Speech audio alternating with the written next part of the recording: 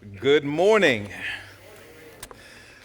Man, my name is Kondo Simfukwe, and I feel like I need to reintroduce myself. I get to serve as one of the pastors here, and many of you might be here for the first time, and I want to say a special welcome to you. We are so thrilled that you chose to spend some of your morning with us. But for those of you who are part of the family, you know I've been gone for a couple of weeks and I've missed you, and it's so good to be back, and I feel like we need to reintroduce ourselves to each other and group hug and whatnot. But it is so good to be here. Again, if you're a guest with us, we trust that you leave here so impressed with Jesus Christ and so compelled to live life a little bit differently in light of who he is and what he's done. You found us in the last week of a series of messages that we are calling Churching. And in this series, we are asking, what kind of church do you want to be a part of? What kind of church would you want to invite your family and your friends to be a part of? What kind of church would you want your kids to be raised as a part of? And for some of us, even as we look back on our lives, what kind of church do we wish our parents were a part of while we grew up? What kind of church do we wish we would have potentially grown up in? Because my guess is that most of us in this church want to be part of a thriving, growing church. We want to be a part of a church where the power and the presence of Jesus Christ is transforming lives, restoring marriages, where the love of Christ is so compelling it pours out into the streets and brings healing to the lost and to the broken, where it invites those who don't know him into life with him. We all want to be part of a growing, thriving church. The question is, are we willing to play our part in seeing the church become the kind of church we would want to be a part of? Because what we find biblically, which is really interesting, really compelling, and slightly indicting, is that the kind of church we want to be a part of becomes the kind of church we want to be a part of when we become a part of that church and play our part in seeing the church become the kind of church we want to be a part of. It's really fascinating. Paul is much more articulate. He makes it so much more clear when he says it in Ephesians chapter 4, verse 16. Look really quickly at this passage that we've spent some time in over the course of these weeks. Ephesians 4:16, he says this: from him being Jesus, the whole body, the church, joined and held together by every supporting ligament. That's all of us, no exceptions. This church grows and builds itself up in love. It thrives. How? As each part does its work. So if you want to be a part of a thriving church, the question is, what are you doing to help the church thrive? Because the church apparently can't thrive without you and without you playing your particular part. So in this series, we've been saying the church thrives when the people in the church become a part of the church and play a part in the church, and they start, in essence, churching.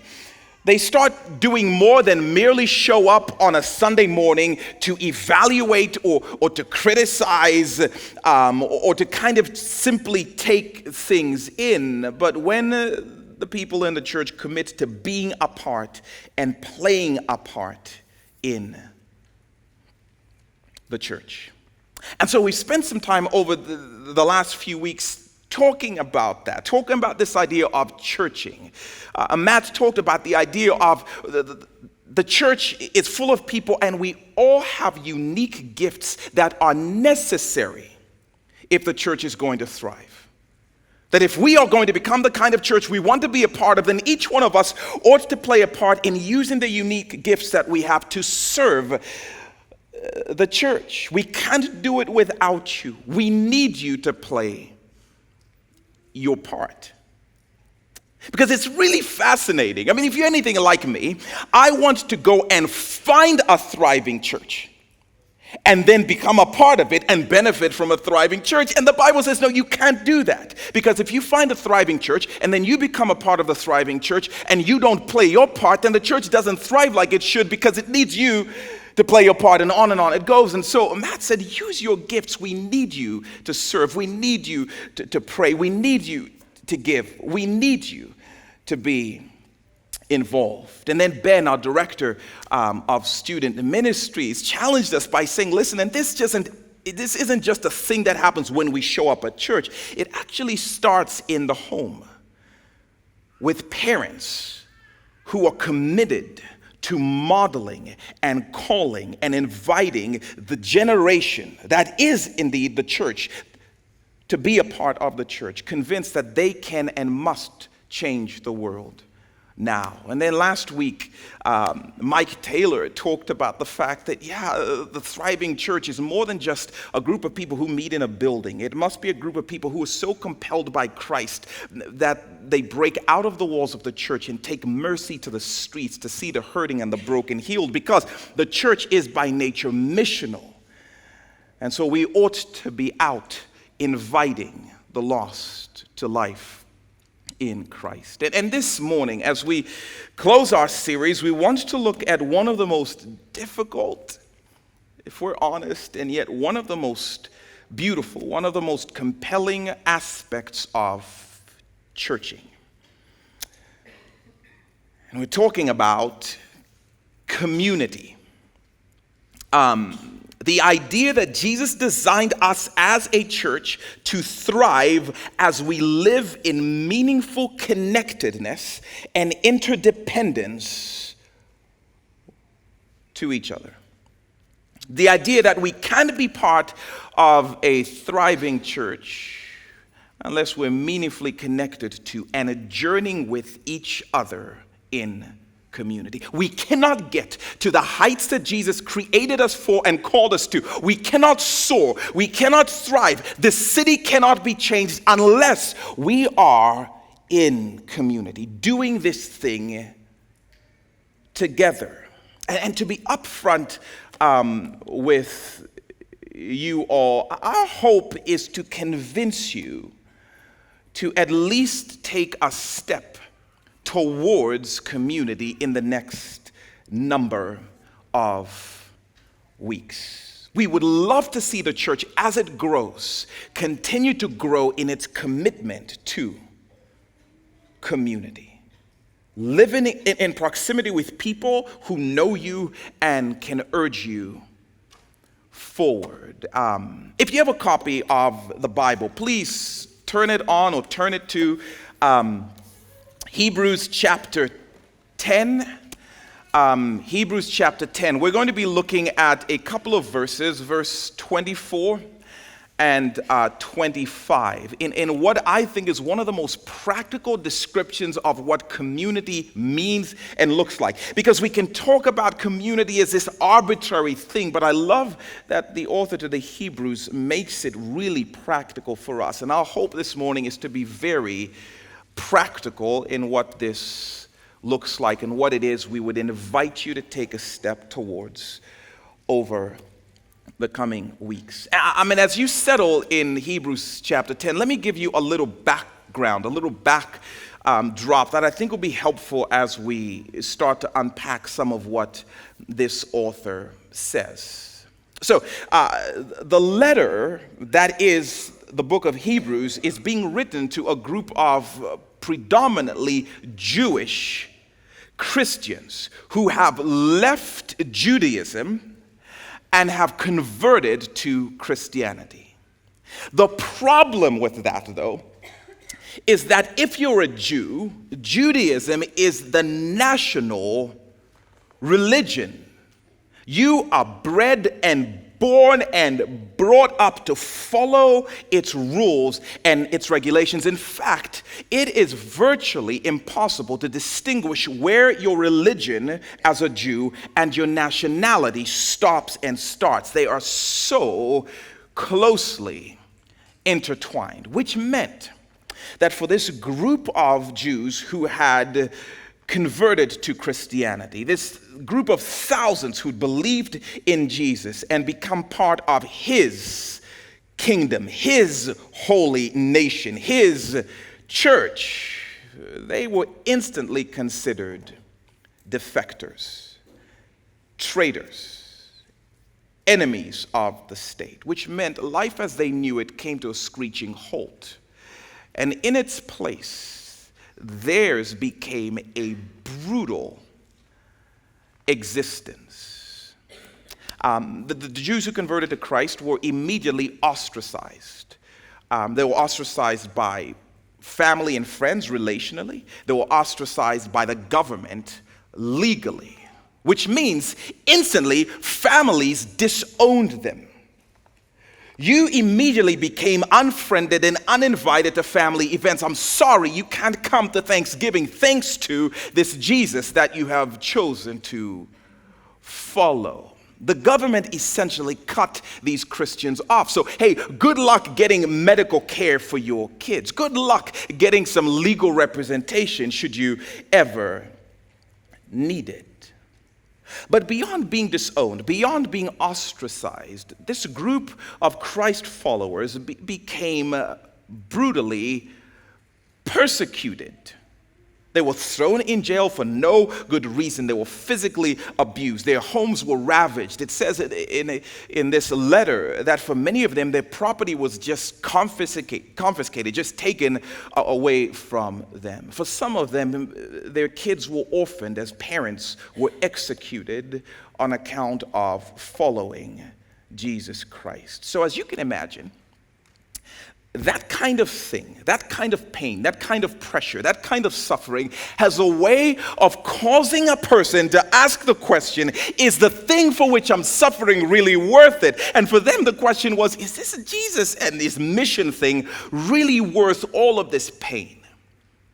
Is it really worth all of this? And so many of these Jewish Christians are standing on the verge of giving up and giving in as far as Jesus is concerned. And in response to this discouragement, this anonymous author who doesn't identify himself pens this beautiful and powerful charge to them. And what he says in essence to these believers is, hey, do not quit.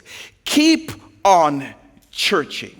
Jesus Christ is worth it. In fact, that's what this whole letter is. It's this author taking whatever else they might run back to and comparing it to Jesus Christ and saying he's superior to all of these things. Do not quit.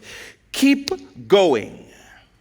But he doesn't just give them some emotional rah-rah spiel. He gets really practical with them to convince them, hey, there actually is an antidote to becoming discouraged, to becoming dissuaded, to becoming derailed in your journey towards Christ and his mission. There is a way to not only survive in the midst of this pain and in the midst of this pressure, but there's actually a way for you to thrive and to soar above and reach the heights that Jesus Christ has called you to, and reach the lost that he's invited you to reach. And this author is telling them there is a way for you to make it,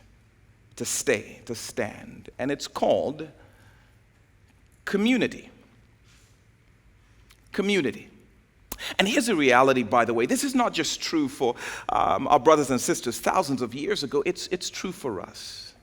Our stories might not be the same as theirs, but the reality is for all of us, there are going to be pressures, and there are going to be pains. There are going to be sorrows. There are going to be places of suffering, and there are going to be pleasures that cause us to stop and wonder, is this Jesus thing really worth it?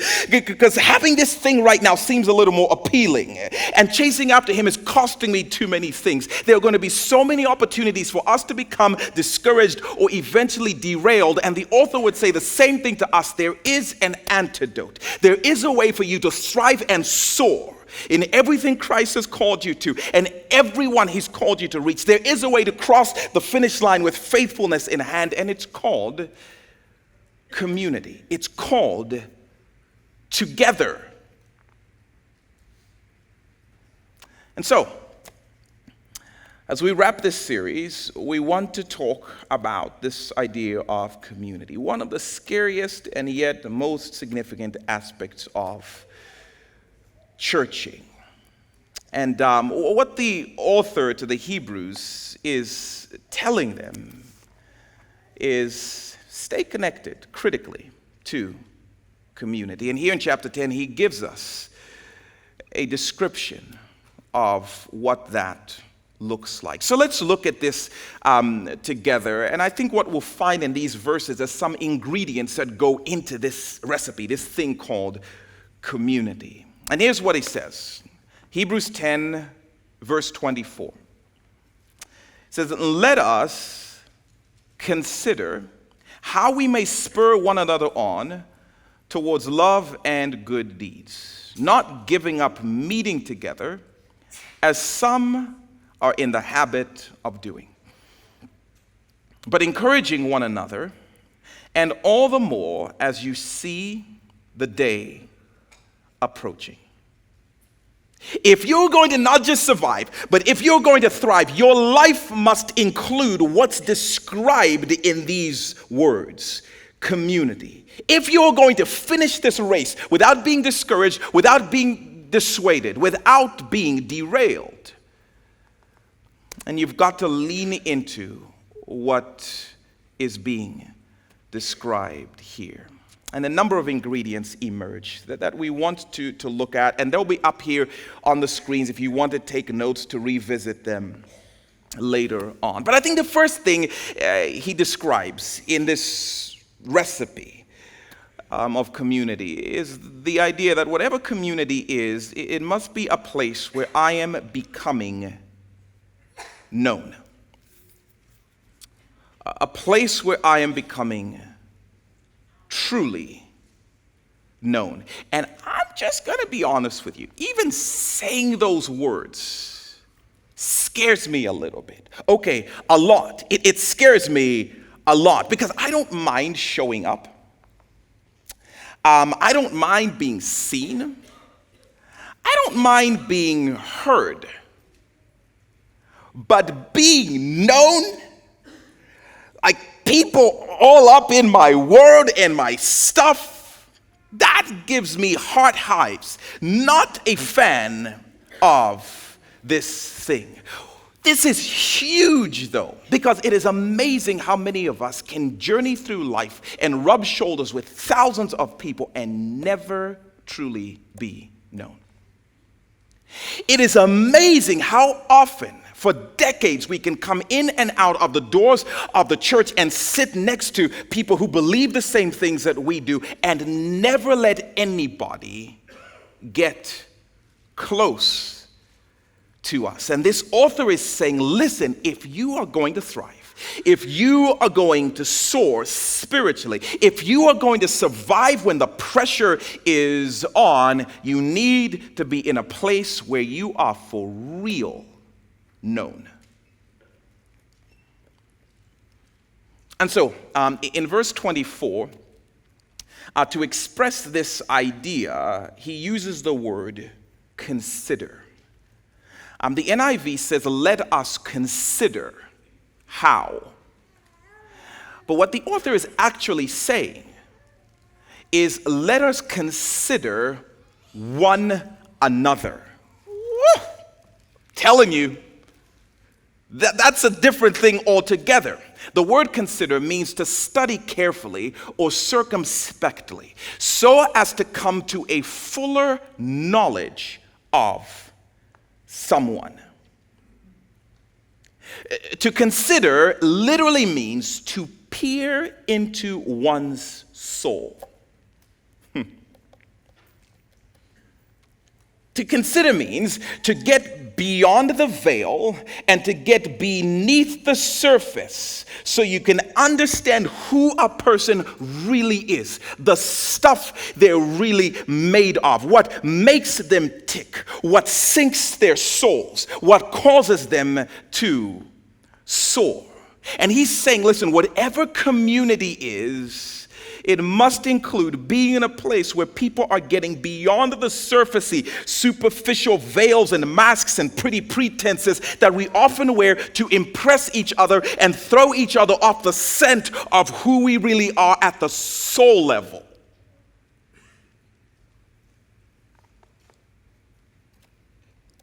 The author is saying, must be a place where you are gradually growing to let people in, to let people know you, to let people peer into your soul. A place where you can be real and honest and frankly just be you. And I'm just saying, for me, that is scary.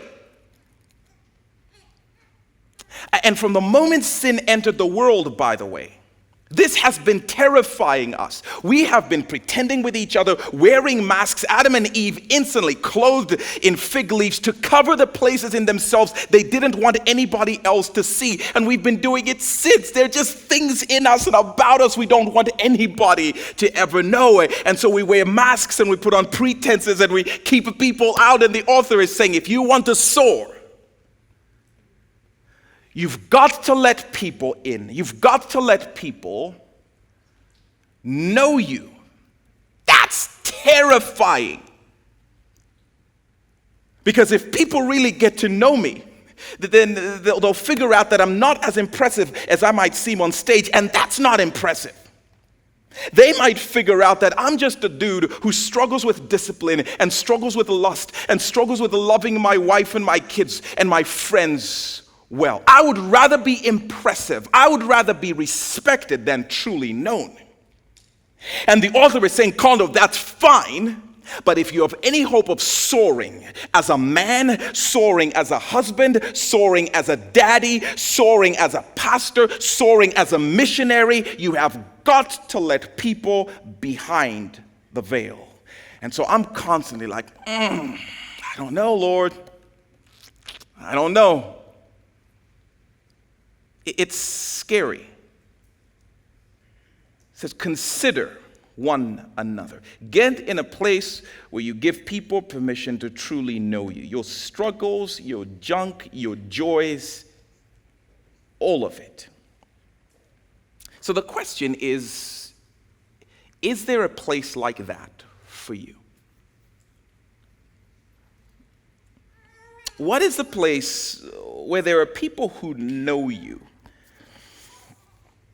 Where pretense and hiding stops, where masks come off, where struggles and sorrows are known. What is the place where people know when you're tempted to give up on your marriage? Better yet, what is the place where people know when you are struggling in your marriage long before you were tempted to give up on your marriage? What is a place where you can be honest and say, I don't like my kids. I haven't liked them for a good year and a half. Can I just be honest? What is the place where people know that you're tempted to give in to that pressure, that urge to cut again or binge again?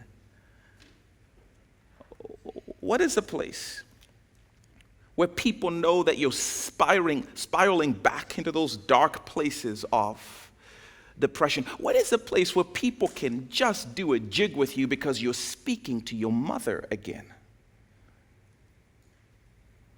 What is the place where people know your patterns enough to be able to point them out long before they turn into derailing problems? Where are you known? Because if you're going to soar, you must choose to be in places where you choose to be known. That is churching. That's what a thriving church looks like. A bunch of people in places where they are known by a bunch of other people, or better yet, a few other people. Again, I wish this wasn't in here because this is kind of scary. But here's the reality. As scary as being known is, being unknown is infinitely scarier. Because I guarantee you, whatever it is that's derailing you, beating you up, discouraging you, is something that you are keeping pretty locked away in secret places. And the enemy has a brilliant strategy. He prowls around like a roaring lion looking for someone to devour. He's looking for someone who is venturing out by themselves in isolation and independence, in secrecy, convinced no one will ever understand, no one would ever accept me. So I'm going to just hide in these secret places, and the enemy's like absolute target. The author knows it is scarier not to be known. And so he says, listen, if you're going to thrive, you have got to get in on this pack mentality that Jesus Christ has designed the church for. He's not looking, the enemy's never looking for packs. In fact, you know what he tries to do to packs? Divide them. Sow tension. Why? So somebody's like, I'm out of here. And they go off by themselves. Fantastic. Separated them from the pack, easy to pull away. And the author knows this. He knows as scary as community might be, as scary as being known might be, the alternative is scarier. Are you in a place where you're being known? And will you consider in the next few weeks, if you're not, taking a step towards such a place? The second thing that emerges from this passage is the idea that whatever community is, it's a place where I'm being pushed. It's not just a place where I am truly known. It's a place where I'm meaningfully pushed further, propelled higher. In fact, as you start to get a sense of the author's logic, it's really brilliant. He's saying, get into places where people can know you. Why? Because the better people know you, the better able they are to push you. They're able to know how to push you forward and further and higher. That is huge. Because here's the deal. Some of us have relationships in our lives where people know us really well. They know our struggles, they know our susceptibilities, they know our fears, they know our failures. They know our addictions. They know everything about us, but they never challenge us. They never push us. It's just become this relationship in which, hey, you can share anything with me. I'm a safe place. You can tell me whatever. And I'm just going to accept you as you are. But I'll never push you. I'll never challenge you to more. And I love that I can tell you anything whatsoever. So anyway, yesterday I'm at Walmart, right? And I see an elderly person walk by, and I'm like, boop, I trip them, they fall. I'm like, it was awesome. But you know, I'm so glad I can just tell you and you're going to accept me. Oh my goodness, you can tell me anything. That's not a compliment. That is not healthy. You are not a friend. You are an accomplice. That's all you are.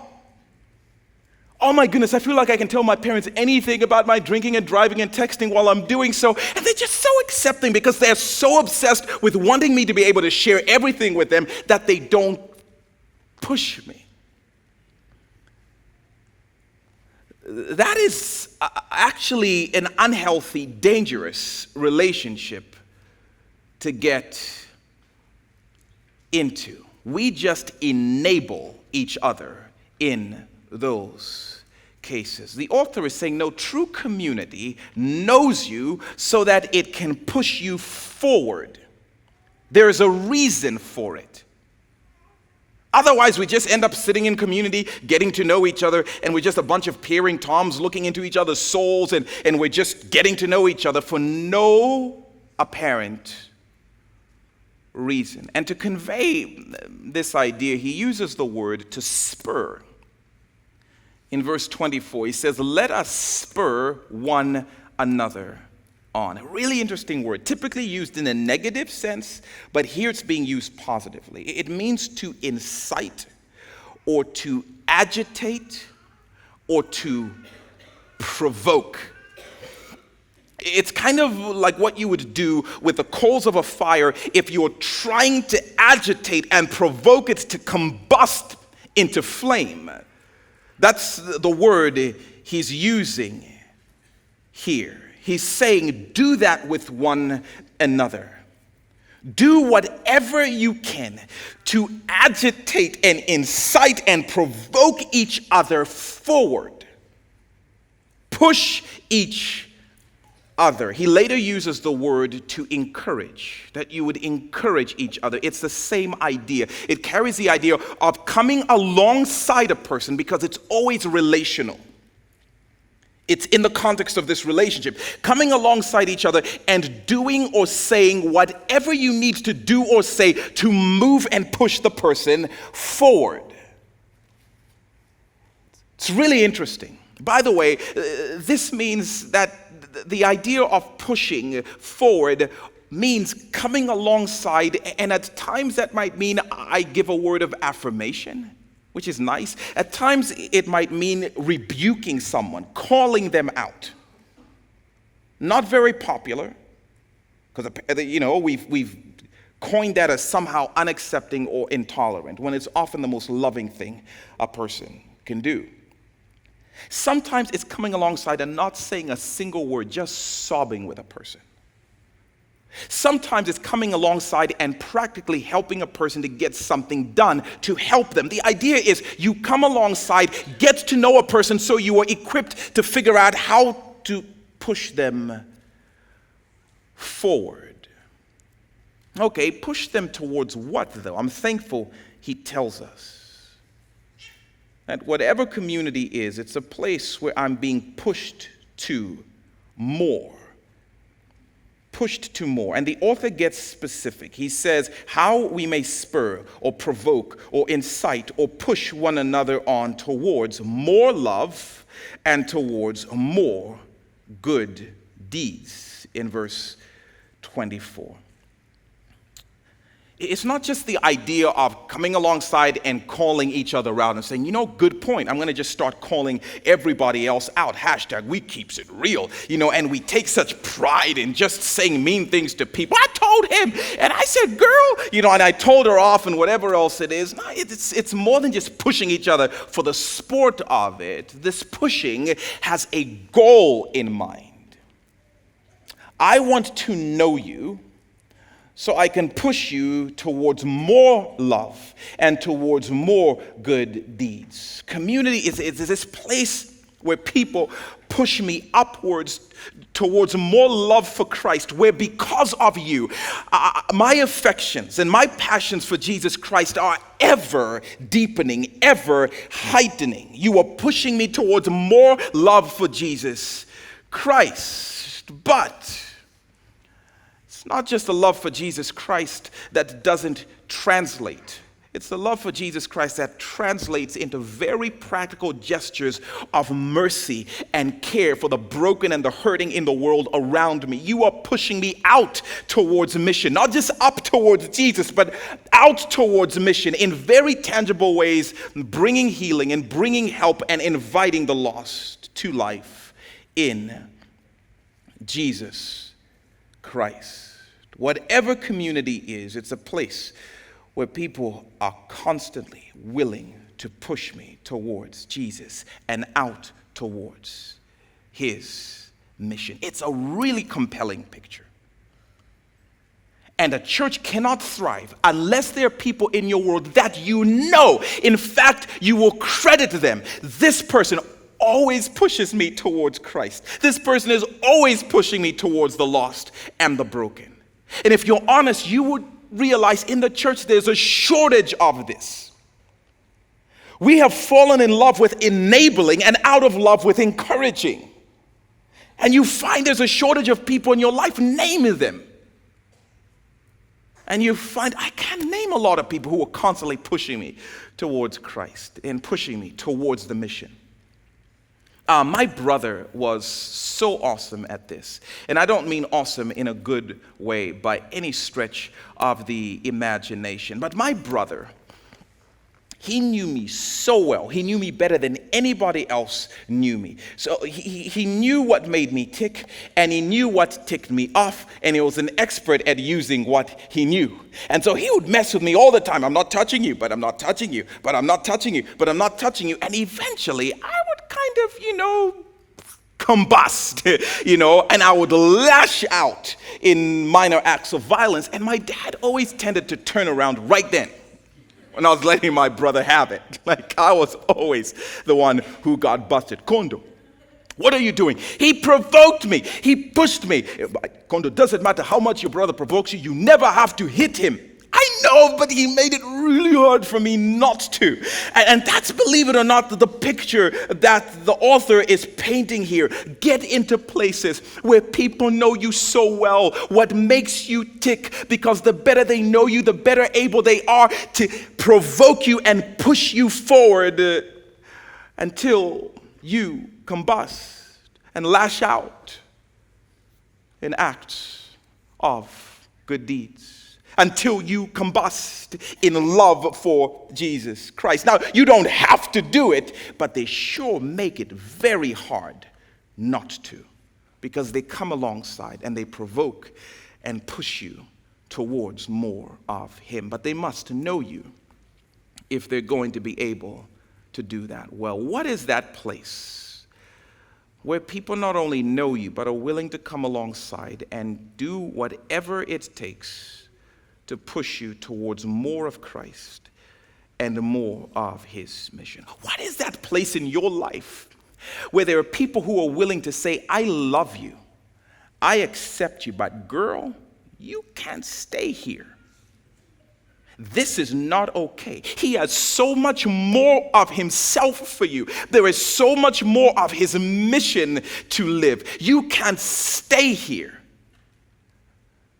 We've got to push forward to more of Him. What's the place where people will ask you, how are your affections for Christ? When was the last time you shared the gospel with somebody when you had the opportunity to do it?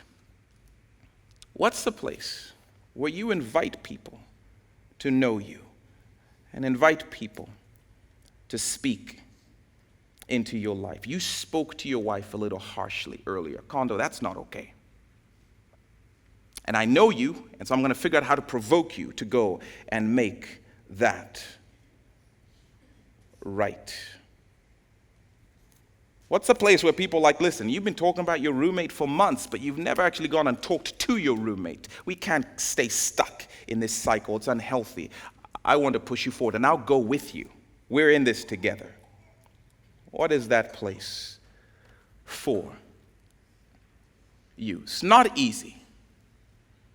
But I know this. The people I trust the most in my life are the people who are willing to level with me and are willing to push me forward, even at the risk that I may not share something with them again.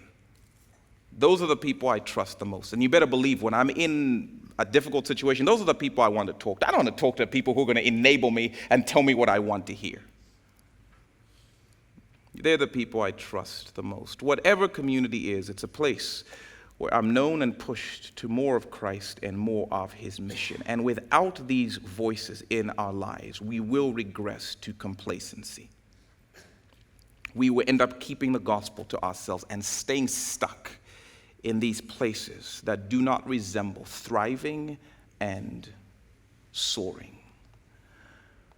Another thing he says, an ingredient in here, is that whatever community is, it's a place where I plan to place myself. This is huge. It's a place where I plan to place myself. For many of us, we've never engaged community, and one of the primary reasons is we've never planned to place ourselves in community. See, community is not a thing that will ever happen to you. It's something you have to intentionally pursue, something you have to intentionally plan, something you have to intentionally put on your calendar. It won't just happen. And I can assure you, if you don't have a plan for what community looks like or when you're getting together with the people who are part of your community, you're probably not in community. It's something I have to plan to place myself in. And our prayer is that even over the next number of weeks, many of you will make community part of your plan. It will be etched in pen on your calendar, because you grow to believe in Christ's design for the soaring and thriving of his church. This is necessary. And the author says in verse 25, not giving up meeting together as some are in the habit of doing. And for many of us who have to acknowledge, I am the some. I've given up on meeting together, and I've maybe never even ventured in, because it is this scary and messy thing that messes with my life and messes with my schedule. But he says not giving up meeting together. He knows that when it comes to community, our natural tendency is going to be to get busier and busier and to show up less and less to this vulnerable place where I'm known. And that kind of makes sense. The more people know me, the more I'm like, I had a bit of a tiff with my wife this week, and I know if I go to this group, they're going to ask me how we're doing. I can lie, okay? My wife won't lie. She'll be like, and then people are going to come alongside me and they're going to push me to Christ. I don't want to deal with that. So it turns out I have a couple of extra meetings this week. I'm busy. It's too difficult. And the author knows that. We are going to come up with 1,000 excuses, 1,000 reasons why to not venture into the risk and the vulnerability of those places. And he has to put in here, don't give up meeting together. Plan on being there. Plan and persist on being in these places of community. And for some of us, that's our hope, that maybe for the first time, you will plan to be a part of community and persist in being there. What is a place where you are known and pushed that you've placed on your schedule so that you can persistently place yourself there? Our group just had a meeting this last week, our small group, and we had to do that. Like, okay, so are we saying second and fourth, or are we saying first and third? All right, we're saying first and third. It's in the calendar. It's now scheduled. It's part of the plan. What is that place where you plan to be? Now, let's just say this. We are all busy. Can we just get that out of our systems? We are all busy. Just in case you're tempted to use that as an excuse, or maybe you've used this as an excuse to this point. We are all busy. You would be crazy to assume this author clearly didn't think about the fact that we're busy. Of course he knew we would be busy. In fact, no offense, but regardless of how busy you are, I bet you do not have a good enough reason to pull away from community as these recipients of this letter did. They were busy. They were busy doing things like trying to survive, trying to figure out how their kids would be taken care of medically, trying to figure out how to avoid going to jail, trying to figure out where to get property since their property was taken, trying to figure out how they're going to make ends meet because all of a sudden people made them unemployable. And yet he speaks even to them and says, don't give up meeting together. But we are at the risk of life here. I know that, but don't give up meeting together. No, but we have sports for our kids. I know that. But don't give up meeting together, because here's the deal. This is the design of Jesus Christ for his church to soar. What I'm saying to you is if you are too busy to plan on being part of community, you are too busy. And you need to be part of community so you can be with people who can tell you you're too busy. You're just way too busy. And I assure you, you will never be okay with looking Jesus in the eye and saying, we would have leaned into your design for community, but you see, we had a couple of things on our schedule. Otherwise, we would have. It was a good idea, great plan, kudos. So if you're too busy for community, you are way too busy. And here's the reality. I don't think I know a single person who's too busy. I'm trying to think if I know anybody, and I don't think I do. I know a lot of people who misprioritize.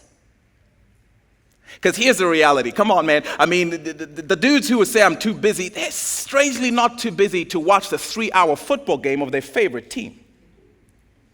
And if they can make it to watch a football game, they'll DVR the football game and make time later to watch the game.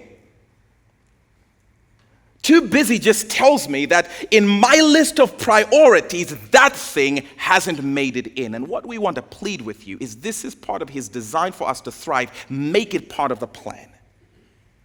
Make it a part of your calendar. I don't know where you are with community, but I know that if you want to get to where you will wish you had been when wishing is too late, you need to plan to be in community, place where you are known, with people who are willing to come alongside and do whatever it takes to push you towards more love for Jesus and more of his mission. If you're not intentionally doing that, I don't know how you define churching or being part of the church or being part of a thriving church, but I just want to tell you, you are not there yet. For somebody to say to me, I'm thriving spiritually, but I'm not in community, I'll be like, no, you're not. It's like me saying to you, I'm thriving as a man. Haven't seen my family for 6 weeks. I don't know how they're doing, but I'm doing great. No, you're not. And so our hope is that there would be a movement of the Spirit to break through our fears and break through our apprehensions, because we all have them, our vulnerability, allergies. I know I have them, hives in everything. But my prayer is that the Spirit would press us through some of those things. By the way, this passage is the reason why we are so committed to small group ministry here at Mission Point Community Church. He says, don't stop meeting together. I used to think, and I used to hear it taught that, man, he's speaking about coming to church like we are here on a Sunday morning. Don't stop going to church, as some are in the habit of doing. Don't sleep in, don't skip. We must be part of the church gathering, yes, but that's not what he's speaking about. Here's how we know. If I'm going to peer into people's souls and get to know people and be able to come alongside them and push them towards more of Jesus Christ, that cannot happen on a Sunday morning while we're scrambling to get our kids out of Kids Point, or while we're rushing to Alpha to get there before lunch line closes. It's hard for us to do in the back of the auditorium while we're just crossing paths. It's hard to do while we're sitting in rows or facing the same direction. He's describing a smaller context with a group of people that you are committed to journeying with. And so that's why for us, small group ministry is so key, especially as the church continues to grow. We realize it will only thrive as people are part of critical community. Let me say something else, and then we'll give you a couple of practicals before we head out. This is the point in the message where I wish I could get up and say to you, so we have figured out a secret here at Mission Point where you can be involved in meaningful community and never get burned. Problem is we haven't. In fact, let me give you the fine print ahead of time. You might get burned in community. In fact, some of you have been burned, which is part of the reason why you've stopped meeting together. You might get burned. Someone might betray your trust or say dumb things. People are really good at saying dumb things. But what I'm saying is community is still worth the risk. But what if I get married and she hurts my feelings? Bruh, she is gonna hurt your feelings. The question is whether or not loving her is worth the risk of her hurting your feelings. You might get burned. The question is whether or not soaring into more of Jesus and soaring out into more of his mission is worth the possibility that I might get burned by someone. That's really the question. Because we might get burned in community, but we will get burned apart from community. That's just a matter of time. In fact, earlier in this book, the author says you've got to get in context where you encourage each other, because if you don't, you will be hardened by sin's deceitfulness. Slowly and gradually, you will find yourself being derailed. Slowly and gradually, you will find your heart becoming hardened. Slowly and gradually, you will see your marriage starting to disintegrate without people willing to speak into it. Without people willing to push you. He's saying you will be hardened by sin's deceitfulness. So I'm saying if you're going to get burned reaching for heaven and reaching for the broken. Get burned leaning into God's design, and let's together trust him that he will be tender with our hearts even when they get wounded. Take it up with him. Lord, I'm obeying you in this community thing, and there's some crazy people, and there's a big mouth girl over there, and he keeps Facebook and tweeting everything that I say. But I want more of you, and I want to be part of your striving. There's an antidote to being defeated and derailed. There is a place that protects and propels us into Christ and his mission, and it's called community. And obviously, I wish I could sit up here and say I do it perfectly. I'm part of a small group, but I hide from them all the time. I tell them what I want when I want, and don't tell them what I don't want to when I don't want to. It scares me. And they're sitting here taking notes now, and they're going to use this against me the next time we get together. But it's not easy. It's definitely not easy for me. But I want to increasingly trust that as I journey with people, the Lord will continue to grow and thrive. Not only me, but the people that I have the privilege of coming alongside as well. If you would pull this out of your worship card for a couple of moments, that would be great. So pull it out, look at it. This is kind of a connection menu, if you will. Over the next 4 weeks, we want to give you opportunities to take a step, maybe the next step, maybe your first step towards being a part of community. And if you look at this, there are a number of different real stages, I guess, in all of this. The first is something that we're referring to as contact. Some of you are guests with us. This is your first week or your second week, and you're like, I went to church and they're talking about peering into souls. I'm out of here. That's crazy.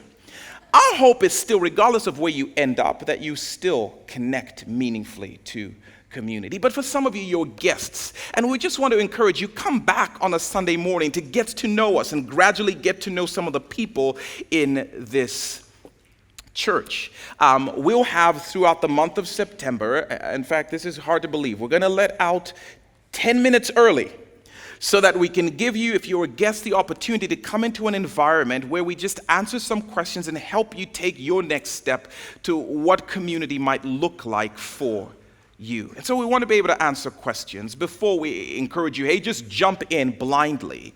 And so over the next number of weeks, you're going to hear us talk about that. Another great way, if you're a guest with us, we have something here that we call Love Ops. And Love Ops is really just a monthly initiative in which our church together comes and says, how can we tangibly, visibly demonstrate the love of Jesus Christ to the hurting and the broken in the city around us? And we go out together and figure out a way to be the hands and feet of Jesus Christ.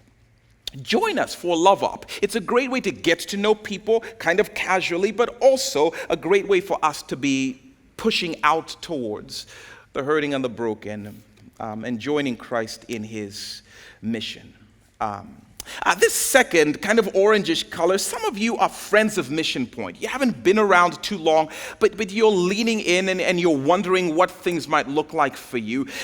Something would encourage you to consider is what we call connection classes. And connection classes are just like they sound. People get together and somebody kind of teaches through and discusses through different biblical truths. And so that way you get to know people, but you're also being pushed into more of Christ and being pushed into more of his mission. We're going to have a number of these starting in October. And some of the connection classes do include men's studies and women's studies. I know there's a Beth Moore study starting in October. Emily Hoover, a director for Connection, is going to be leading that group. There's going to be this cool fitness and health group for women that I'm not invited to apparently, but a great way for ladies to get to know each other while talking about what the Bible's design is for kind of health and fitness. That's going to be great. There'll be men's studies. So different opportunities for you to kind of get into these 4 to 6 week windows to get to know people while being stretched as well. But this last section, some of you have been part of Mission Point for a while. And if I asked you, you'd say, this is home for us. We consider Mission Point our home. If that's you, and you are not in a small group, which we call missional communities, it's not just people who know each other, it's people who are pushing each other into the mission of Jesus Christ. But if you've been here for a while and you call this home and you are not yet part of a small group or missional community, we want to invite you. Now is the time for you to take that step. And over the next 4 weeks, you're going to hear us give you opportunities to sign up and to step in and to take that step and be part of community here at Mission Point. There's a variety of other ways for those of you who are part of this church, but once our child is an adoption group that gets together and just processes and prays through matters relating to adoption and foster care.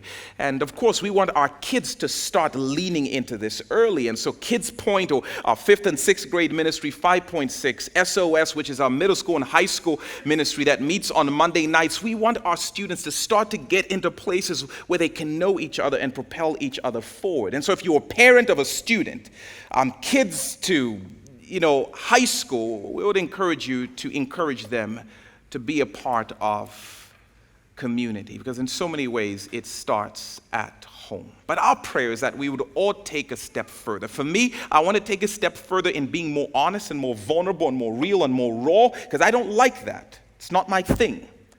But I realize there's more life ahead if I step in. And for some of you, maybe the first step of a class, or for some of you, it's a small group. And we'll give you those opportunities in the coming weeks. And so, Lord, I pray that you would give us the courage to step into places where we are known. That's hard for me. I know that's hard for many of us. And so, Lord, I pray that by your Spirit, you would give us the courage to do so. I pray, Lord, that you would heal the places where many of us have been burned and we've been wounded, that as we step in, would experience some of your healing as you tenderly carry our hearts. But Lord, we want to be part of a thriving church. We want to be part of a church that's reaching the world around us. And if that's going to happen, we know we need to be part of community, a place where we're known and pushed. And so, help us, Lord, to take that step for your name's sake and for our good. In Jesus' name, amen.